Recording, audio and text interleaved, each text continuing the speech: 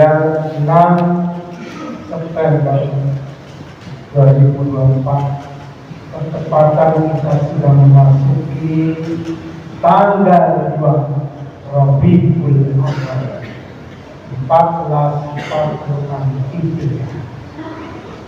Kita tahu dalam sejarah bahwa pada tanggal 20 April 571 Masehi dan bertepatan dengan tanggal hari Senin tanggal 12 Rabiul Awal tahun gajah telah lahir atau dilahirkan seorang manusia pilihan Allah, yaitu Nabi kita Muhammad Sallallahu Alaihi Wasallam.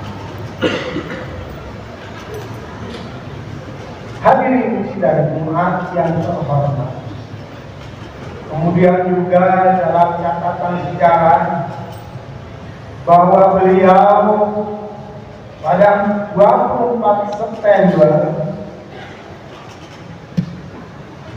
622 Masehi bertepatan pada hari Jumat,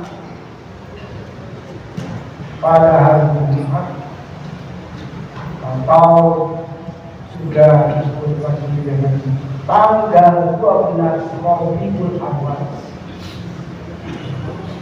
beliau berhijrah dari kota Mekah ke kota Madinah. Kemudian juga dalam catatan sejarah pada usia 53 tahun, yaitu tanggal 8 Juli tahun 632 Masehi, beliau dipanggil oleh Allah dan bertepatan pada hari Senin tanggal 12 Rabiul Awal. Sidang Jumat yang terhormat, yang perlu kita garis bawahi dalam sejarah kelahiran Nabi, hijrah Nabi, dan wafat Nabi, yaitu semuanya pada tanggal 12 Rabiul Awal. Ini suatu catatan sejarah yang bukan kebetulan, tapi ini adalah atas izin dan kehendak Allah Subhanahu wa Ta'ala. Sidang Jumat yang terhormat, dalam usia 40 tahun Nabi kita diangkat oleh Allah menjadi Rasul. Kemudian beliau menyampaikan risalah yang ditugaskan oleh Allah sebagai Rasul dan juga sebagai Nabi. Tanggal 12 Rabiul Awal adalah satu catatan yang harus kita ingat sebagai umat. Sidang Jumat yang terhormat,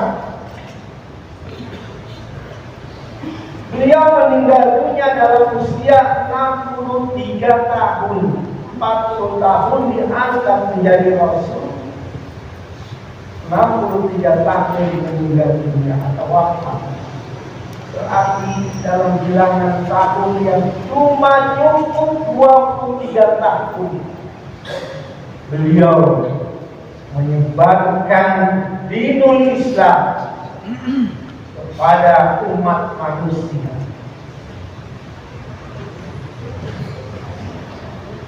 Kenapa Nabi kita Muhammad SAW dilahirkan di kota Mekah kok sampai bisa hijrah ke kota Madinah?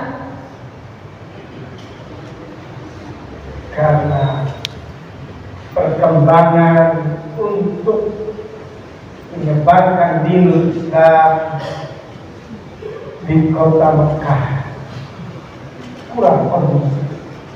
Banyak tantangan, banyak rintangan yang dilakukan oleh musuh-musuh Nabi kita Muhammad SAW. Bahkan dari keluarganya sendiri, pamannya sendiri, memposisikan diri sebagai penentang, sebagai penghalang untuk menyebarkan dini Islam. Maka hijrahlah bagi kita ke kota Madinah dalam usia 53 tahun.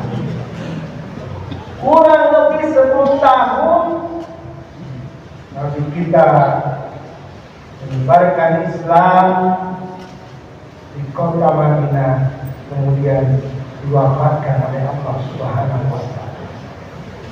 Yang perlu dipertanyakan, apa tugas Nabi dan Rasul kita, Nabi Muhammad SAW itu, sesuai dengan tanggal lahirnya 12 Rabiul Awal, hijrahnya 12 Rabiul Awal, meninggalnya pun 12 Rabiul Awal. Ternyata bahwa Nabi kita Muhammad SAW, dirinya, nyawanya, perjuangannya dipertaruhkan untuk memperjuangkan sebuah kalimat suci, kalimat tauhid, itu kalimat la ilaha illallah yang jumlahnya 12 huruf. Silakan kita periksa. Dan juga kalimat la ilaha illallah disambung dengan Muhammadur Rasulullah, juga jumlahnya 12. Jadi inilah Allah Subhanahu wa Ta'ala mengangkat, menugaskan Nabi kita Muhammad untuk memperjuangkan kalimat suci, kalimat suci itu la ilaha illallah Muhammadur Rasulullah. Yang kedua, kalimat itu jumlahnya 12. Tidak Jumat yang terhormat, kalimat la ilaha illallah kita dianjurkan mengucapkan satu kalimat, alaiha nahya wa alaiha namut wa alaiha nubatil zaqa ta'ala minal aminin bi rahmatillahi wa ta'ala. Dengan kalimat la ilaha illallah kita hidup, dengan kalimat la ilaha illallah kita mati, dan dengan kalimat la ilaha illallah kita nanti dibangkitkan dari alam kubur. Sidang Jumat yang terhormat, itulah catatan sejarah. Maka oleh sebab itu kita beruntung menjadi umat Nabi kita Muhammad SAW yang begitu mencintai umatnya, sangat cinta dan kasih sayang kepada umat. Salah satu ungkapan beliau, tuba liman rohani wa amanati. Dan artinya, sungguh berbahagia orang yang dapat melihat aku dan dia beriman kepadaku. Para sahabat semuanya melihat Nabi, menyaksikan kehidupan Nabi dan dia beriman. Tapi bagaimana kita umatnya yang tidak menyaksikan kehidupan beliau, tapi kita masih tetap beriman kepada beliau? Tapi kita mengungkapkan satu kalimat lagi, tuba, summa tuba ila sab'i marat liman amana bi wa lam yarah. Sungguh berbahagia sampai Nabi mengulang 7 kali kalimat itu. Barang siapa yang beriman kepadaku padahal dia tidak melihat aku. Kita lebih hebat.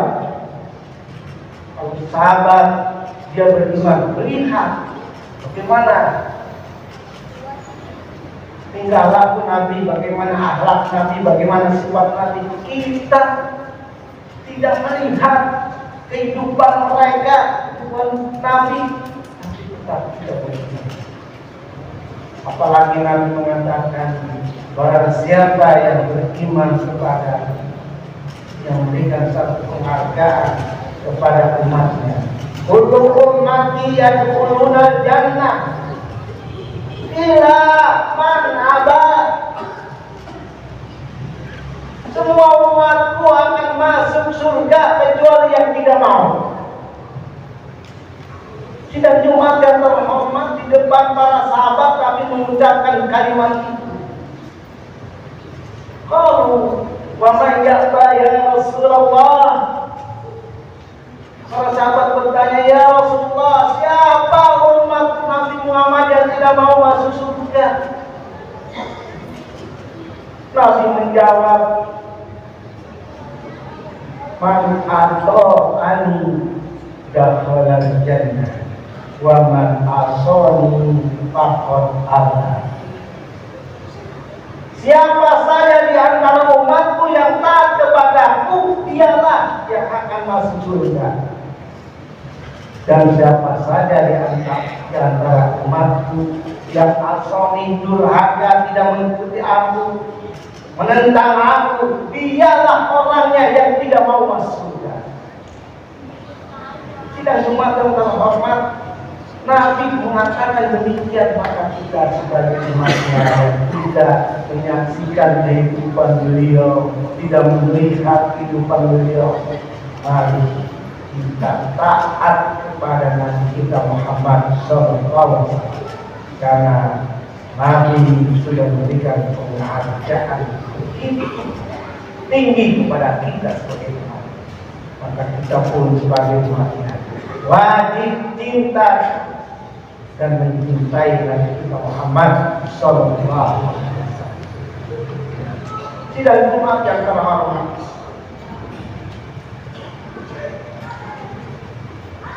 kenapa Nabi kita begitu sukses di dalam mensyiarkan, menyampaikan dinul Islam kepada umat manusia?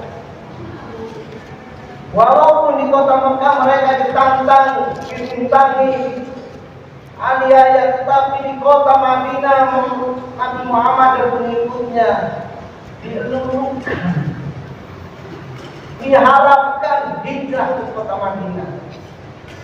Maka begitu Nabi kelihatan di hadapan para penduduk Madinah mengatakan, "Tola'al badru alaina." Orang Badru alaina, telah datang kepada kami bulan purnama. Maksudnya adalah Nabi kita Muhammad SAW. Tidak Jumat yang pertama. Karena Nabi kita itu punya sifat terhadap kawan, punya sifat lemah lembut, terhadap lawan juga punya sifat lemah lembut. Maka ada dalam Al-Quran mengatakan, wa bima rahmatillahi linka lahum walaupun taqawwan ghalidul qalbi lamfatu min hawli. Dengan sebab rahmat dari Allah lah kamu bersikap lunak lembut kepada kaum. Kalau seandainya kamu bersikap tulis berhati kasar, niscaya manusia akan lalu kepada. Inilah sifat yang dipegang, yang ada pada diri Nabi kita Muhammad SAW. Maka pantas Allah mengucapkan, laqad kana lakum fi Rasulillahi uswatun hasanah. Al-Ahzab ayat 21. Sungguh pada diri Rasulullah bagi kamu itu merupakan teladan yang sangat baik. Nabi kita punya sikap lemah lembut, kasih sayang, pemaaf, bukan sebaliknya, bukan pendendam, pemarah dan sebagainya. Bayangkan kita semua ketika Nabi selesai perang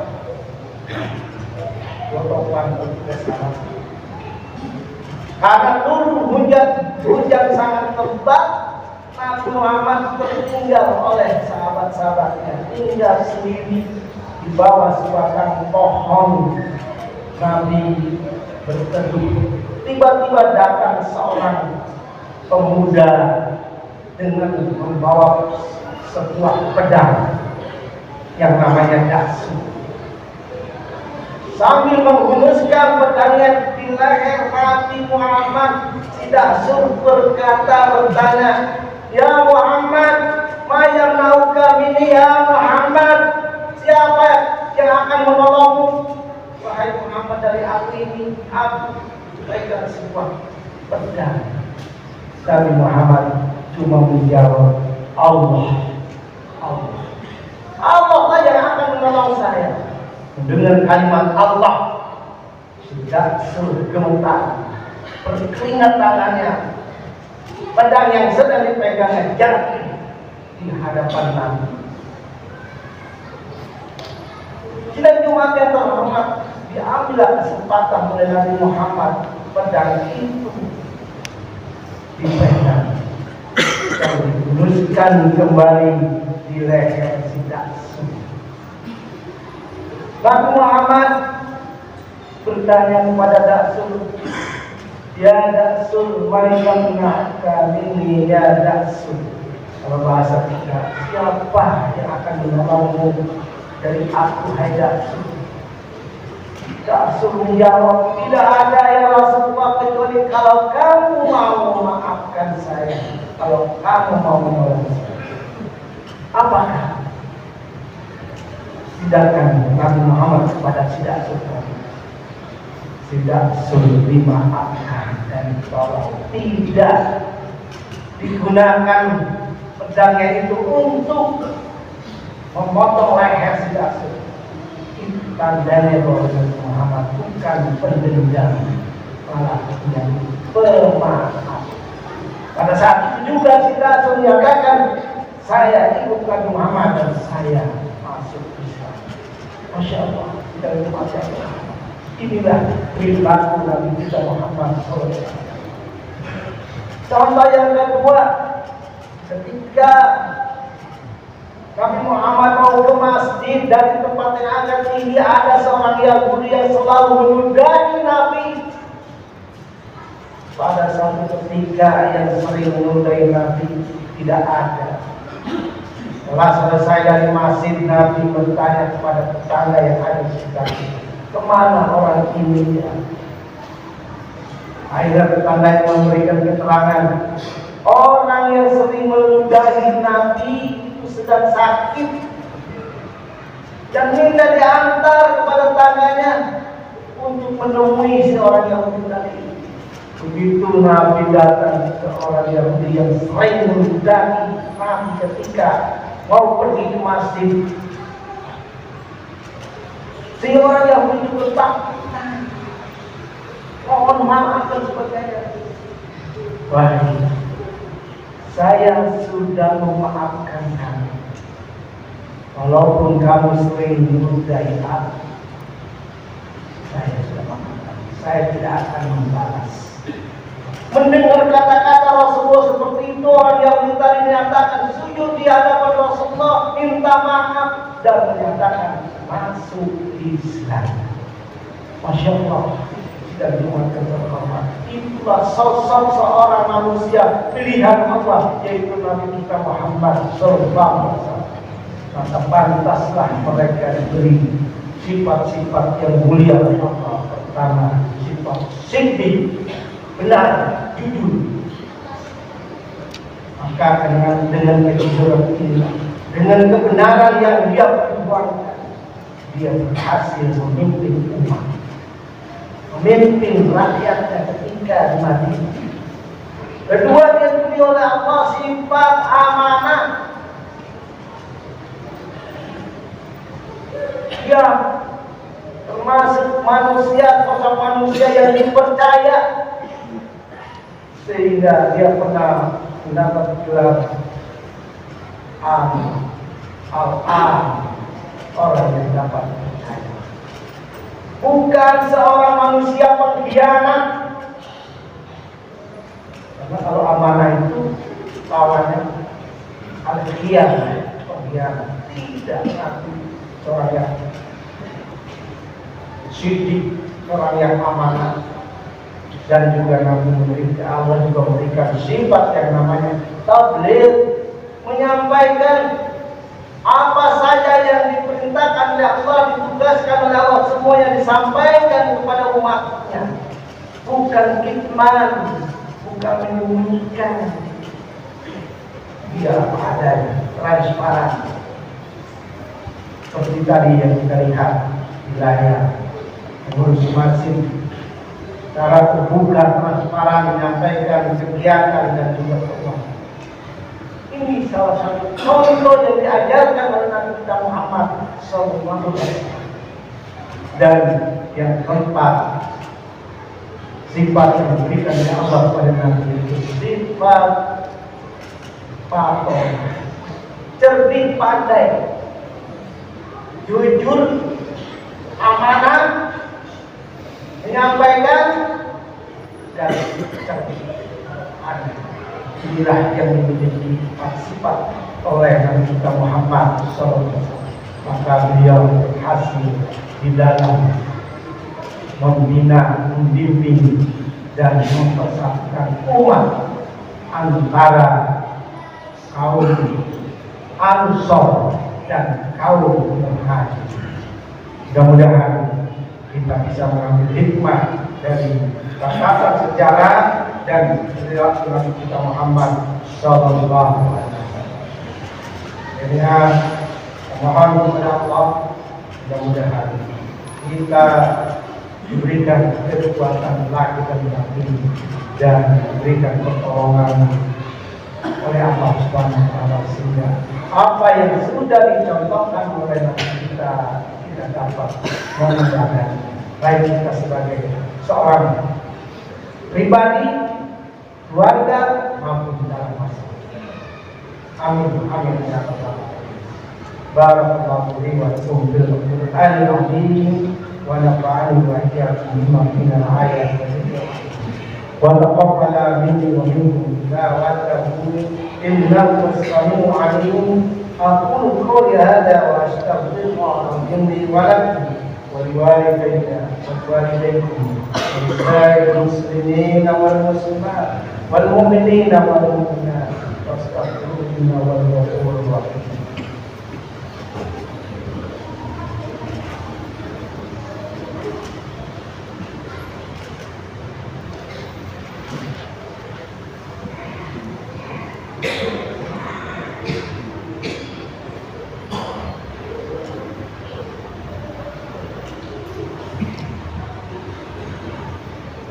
Alhamdulillah, hamdan katsiran kama asyhadu an la ilaha illallah wahdahu la syarika lahu iqraman liman jahada bi wa qata wa asyhadu anna Muhammadan abduhu wa rasuluhu la rasul sayyidul khalaiq wal bashar. Allahumma shalli wa sallim ala sayyidina Muhammad wa ala alihi wa ashabihi wa sallam tasliman katsiran. Amma ba'd, ya ayyuhan nas ittaqullah waf'alul khairat wastanibu bis-sayyi'at. Innallaha wa malaikatahu yusholluna 'alan nabi ya ayyuhalladzina amanu shallu 'alaihi wa sallimu taslima. Allahumma shalli wa sallim wa barik ala sayyidina Muhammadin wa ala alihi wa ashabihi ajma'in. Warahmatullahi ala ashabil khulafa'ir rasyidin Abi Bakr wa Umar wa Utsman wa Ali wa tabi'in wa man tabi'ahum bi ihsan ila yaumil wa alaina ma'ahum bi rahmatika ya arhamar rahimin. A'udzu billahi minasyaitonir rajim. Bismillahirrahmanirrahim. Allahumma ighfir lil muslimin wal muslimat wal mu'minin wal mu'minat al ahya'i minhum wal amwat. Innaka sami'un qaribun mujibud da'wat wa yaqdiyal hajat. Allahumma ansur ummat sayyidina Muhammad.